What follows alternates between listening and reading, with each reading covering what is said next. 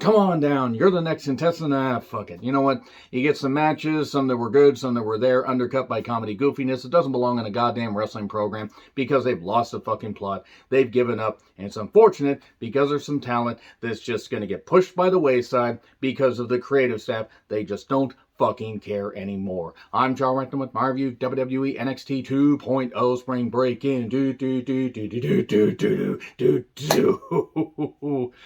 Oh, there were a couple times where I nearly shut this show off, deleted it, and said, fuck it, I'm not reviewing NXT Weekly anymore. There's some good stuff on this show. Ever since the revamp, the good to great stuff sticks out, and they are doing some putrid entertainment, romance, comedy bullshit, an amalgamation of it, whatever it is, that makes the show so fucking hard to watch. I understand trying to do a revamp and trying to do different things, but god damn it, there was some putrid shit on this show. I do want to address why I am reviewing the show hours later.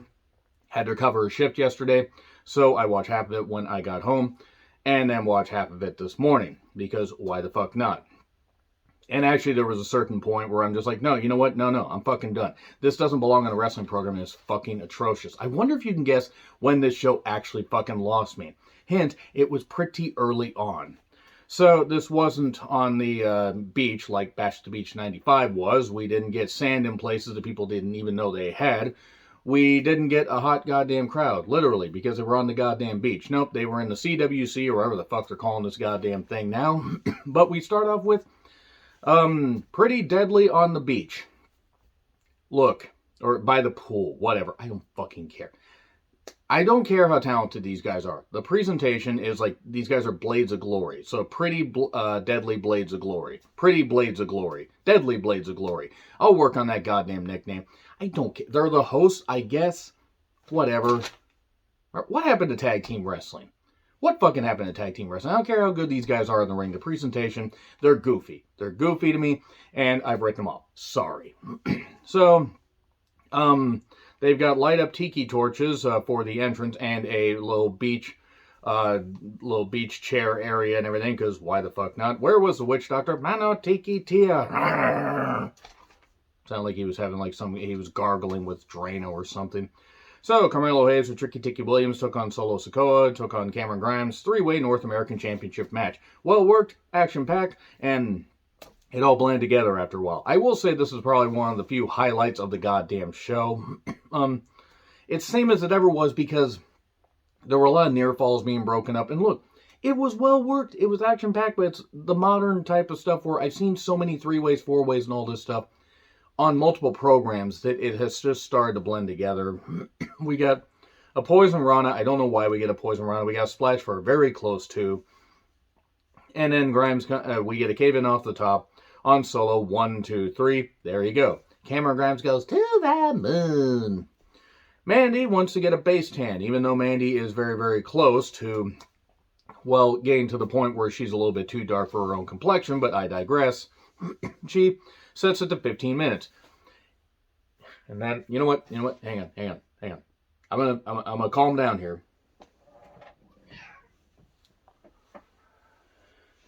So, you were watching this. Wendy Chu came in a shark pajama set, or onesie, whatever the fuck you want to call it, with goofy music and sneaking around and do. And she decided to set the goddamn thing to apparently rotisserie or to Final Destination 3. She snuck away. Mandy gets out and she had like some kind of Playboy sticker thing on her. And we get to hear more goofy music. Hi. You're going to get a treat after this. You'll get chicken. And basically what he ended up doing, or what she ended up doing, is she ended up, coming out and talking to JC and Gigi. And they said, oh my God, you look like a strawberry. What happened? I only said it for 15 minutes. What the hell happened? Oh no. Okay. There. Go lay back down till I need you again. I decided to do this because this segment nearly made me shut off the goddamn show. Anytime the Wendy Chu gimmick is on wrestling, it's embarrassing to the whole fucking business. This is a catastrophic disaster. Now, I understand. I'm not even knocking the person. I don't care how good the person is. She could save burning children from, a goddamn burning space station. I don't fucking care. This gimmick is putrid. Oh, she's investing in it. Oh, she's hilarious. People can find it hilarious all they goddamn want. I saw this and I'm like, why is this on a wrestling program? Why in the world did this happen? Why didn't we take the creative team, put them in the goddamn tanning bed, and then, hear their goddamn violent screams like in Final Destination 3? Because anybody that came up with this and thought this was a good idea to pitch it to Shawn Michaels, either his left or his lazy eye, I don't have a goddamn clue, about what, oh, this should be fucking hilarious. It's not fucking hilarious. It's not good. Yes, you should try to, you don't beat it's classic wrestling 101. You don't beat the heel, you don't beat him in the ring. You embarrass, humiliate them and everything and make it to where you can, especially if you got beat in a match, how would you continue this feud? Yes, you do it, but you don't do it in a way where you have somebody in a fucking shark PJ onesie. This isn't good. And I actually hope that the ratings continue to slide down. I hope this is a big reason why, and that the ratings get this show pulled off the goddamn USA Network. This is the kind of shit, it's embarrassing, and Orange Cassidy's not good. I don't like the Danhausen character on AEW either. There's some goofy shit on New Japan I don't like, so I'm going to be fair. But this is purported to be a professional wrestler that is dressed in sleep gear. How is this good? It's not. Producer's going to make another appearance a little bit later. I actually turned as red as this fucking, as this guy's fucking hair here, this guy, because it was Tim Curry in a fucking wig. But why was this on TV? Why? Genuinely. What was this for? Nathan Frazier is ready for his debut. Why is Grayson Waller? Grayson Waller can work. He's just a fucking goddamn goof and I can't take him seriously. Roderick Strong tries to pump up the creeds. I know that Bivens or Stokely Hathaway or whoever the fuck he actually went by before he came to NXT did not want to resign. That's fine. He didn't want to resign. He wanted to go do his own thing. That's cool. Get him another manager. Don't make Roderick Strong talk. Roderick's great in the ring. Don't make him talk. God damn it. He's the leader. Diamond Mine's going to break up in a little bit, and I bet you every single... Watch him release Ivy Nile for absolutely no goddamn reason, even though she shows potential. Roderick requested his release, and it got denied. So Indy and Dookie Nukie Hudson are backstage. Because Dexter and Persia got released for whatever reason, still don't understand. They missed out on keeping Persia. They should have kept her. And it looked like he was about to kiss her. Hell no. Oh, you wish. So, Nathan's theme sounds like it's from the new Fall Out Boy album, is what I noted. Grayson Waller versus Nathan Frazier. Crowd loved Nathan. Match was fine. Frazier has some good hops. He had a nice dropkick. I'll say that much. He had a really, really nice dropkick. But, the Chase University section is there for whatever goddamn reason. Waller can do the moves. He can do some good stuff, but he's had like 5 different gimmicks. Like, since making his debut, and it's just weird. He is a natural, dickish heel. Probably in real life, too. He rips up a beach ball. Cesaro takes his hat off to him somewhere, assuming that Cesaro's wearing a hat, and takes his hat off knowing that. And later, Frazier does a dive. At one point, Waller does a rolling kill switch. That's unique. I haven't seen a rolling kill switch before. But Frazier ends up, he keeps trying to come back. He misses a splash. He looks like he's about to get beaten. And suddenly, Frazier falls on the ropes. Waller gets, distracted by an air horn from Chase University. That causes him to fall, hit the ropes. Frazier took a couple drops on the ropes, like hitting his neck. That was dangerous. But, Phoenix Splash from Frazier, 1, 2, 3. There you go. And Fallon Henley, the former Tesha Price, likes to ride horses. Oh, do go on. I liked her as Tesha Price, and I think she could succeed here.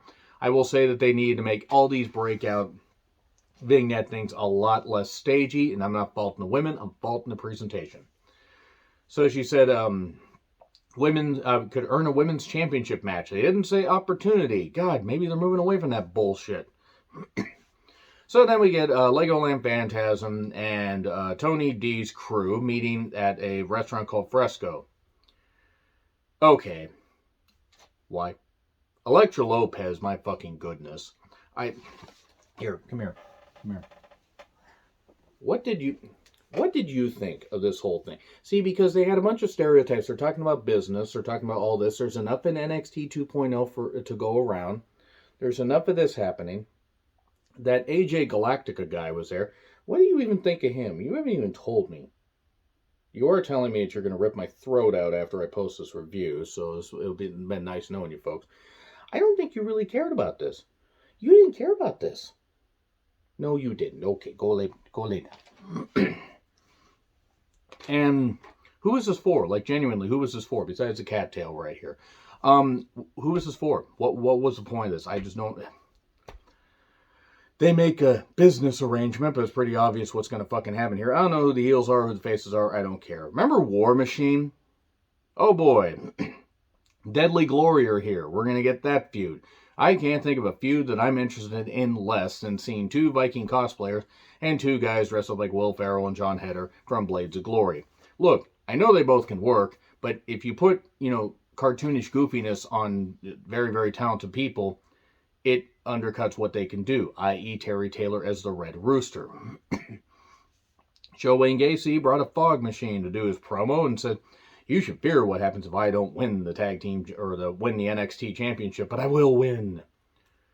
If they just stripped away the shit, the gothic shit about it and just made him a cult leader, I would be okay with that, but they have to overdo it to the point you can't take any of it seriously. Nikita. Oh boy.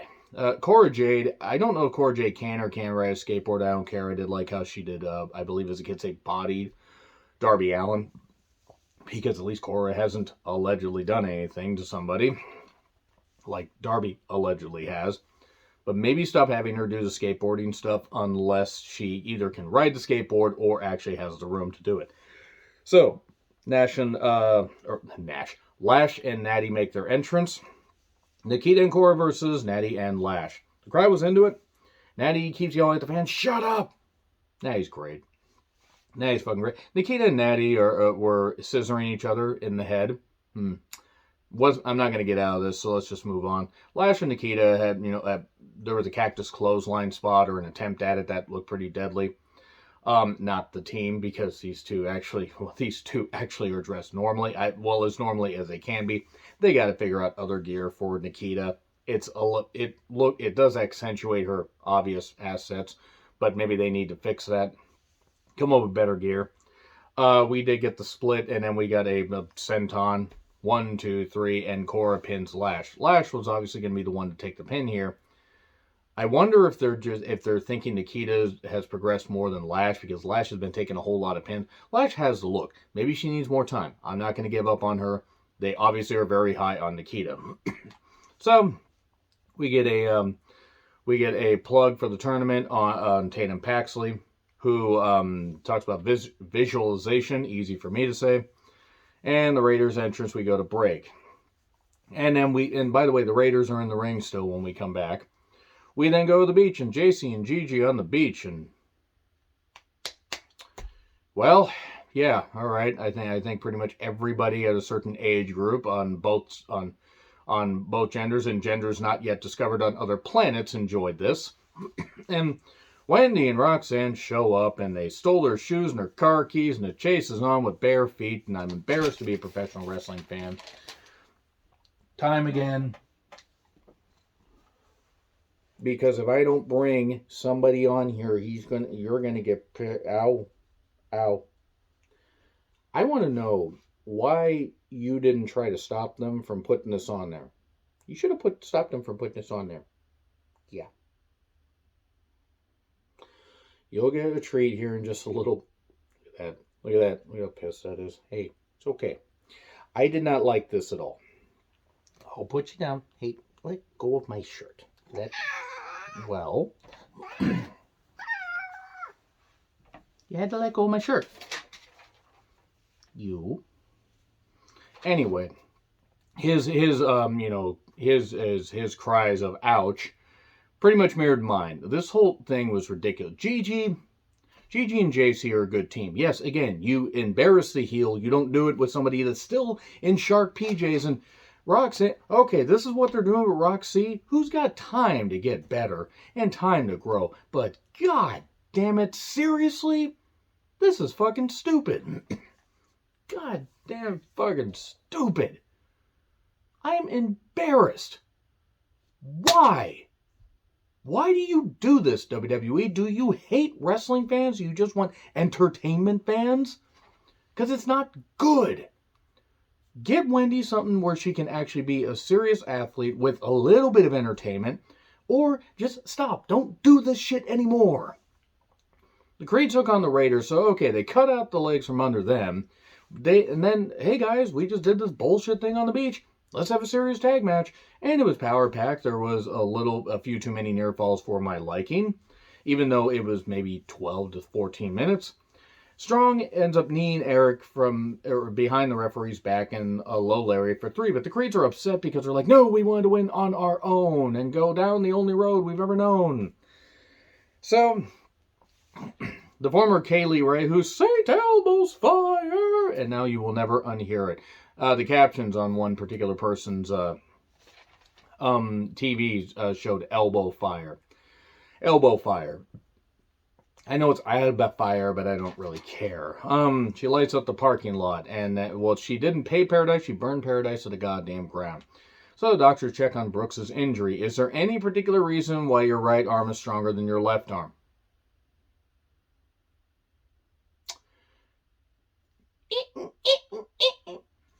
There you go. I don't know why it sounds like a squeegee on a window. Next week, JC and Gigi versus Roxanne and Wendy. They are trying to make me give up on Roxanne Perez already. So, I'm trying to make Joe Wayne Gacy the Taker Bray with the black and white stuff for whatever goddamn reason I don't get.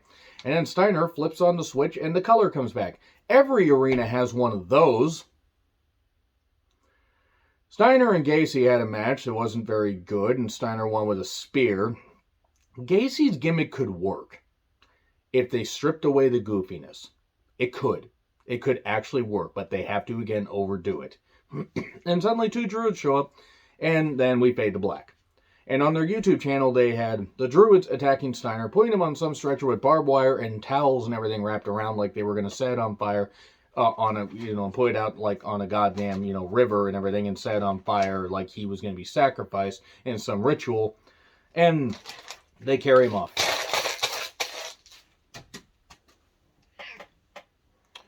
So we here at Price is Right Wrestling would like to remind you to control the pet population. Have your pet spayed or neutered. You're spayed. You're going to kill me after this. He's going to. This show was terrible. But yes, have your pet spayed or neutered. Bye, everybody.